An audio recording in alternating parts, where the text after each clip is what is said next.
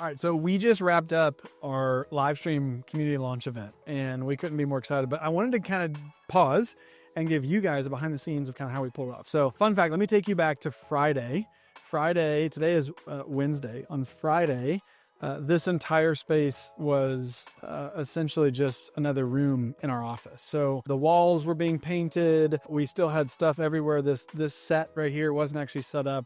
And our team pulled off kind of the impossible because we were off on Monday. We took a holiday on Monday. So Dustin and our team that managed the studio pulled off a phenomenal turnaround of getting the walls painted, getting the set up, getting it lit, getting all of our cameras. So I was standing at this table. Caitlin was on our team and she was showing us as well. And in just a few short days, we were able to kind of pull this thing together to really launch this thing with the sort of energy we want. So I was looking at our primary camera right here has a teleprompter. So you can see we were using just an iPad solution that we were able to control separately. We had a second cutaway camera so that we had the ability to do that. And then there's a monitor down here so I could see the live broadcast the whole time. So I knew when I was on, I knew when I wasn't. And then during the broadcast, we actually brought on a live guest through Zoom, and I was able to see him so that it felt like I was having a real conversation. I wasn't just doing it kind of in an ISO. But we also used this in-ear monitor so that from a sound standpoint, everything was totally dedicated and isolated so that they didn't hear anything, but I was able to hear Tarver. I had a producer in my ear as well saying countdowns of videos and stuff like that. So let me go show you the control room and what we did there. All right, so behind me now is the control room. This was the crew that pulled this all off. Fun fact, they only had like 24 hours notice on a lot of the sort of flows and systems, and we were even editing the script all the way up until about 2 minutes before we went live. But this is Dan, he was running audio. Dan, walk me through a little bit of kind of the audio infrastructure that's behind this. Yeah, so we have the Digico console here that's taking all of our sources through Dante and Maddie. So we have Dante sources coming from Zoom ISO and the studio, and then all of our computer playbacks are all coming through Maddie.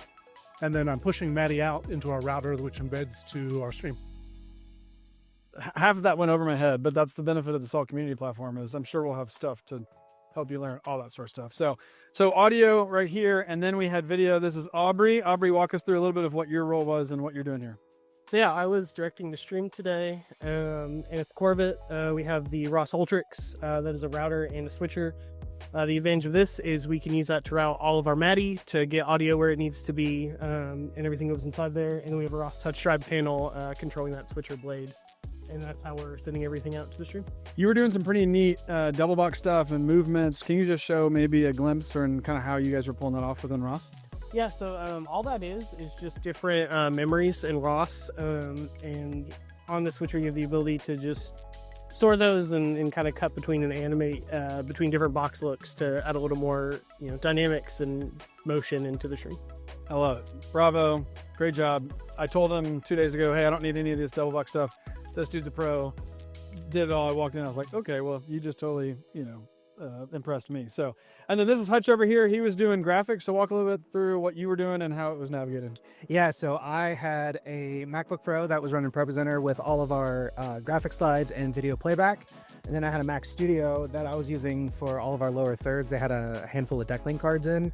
And then I had a secondary Mac Studio with more Decklink cards that I was using Zoom ISO, or Zoom Presenter was in the live stream. I was able to get isolated audio and video out of the Zoom call into our system. And then we took, if I'm not mistaken, a feed from here and fed it back into Zoom. So he saw what was happening. He could see me the whole time. Yep, we basically came out of our video switcher and came into a AJU tap back into Zoom. That's awesome. So this is a little glimpse behind the scenes, maybe a little bit overkill for what we actually had to do. But this was all technology we kind of had at our disposal. And so super grateful. Hopefully this helps you guys see a little bit of what went behind the scenes of our Salt community launch.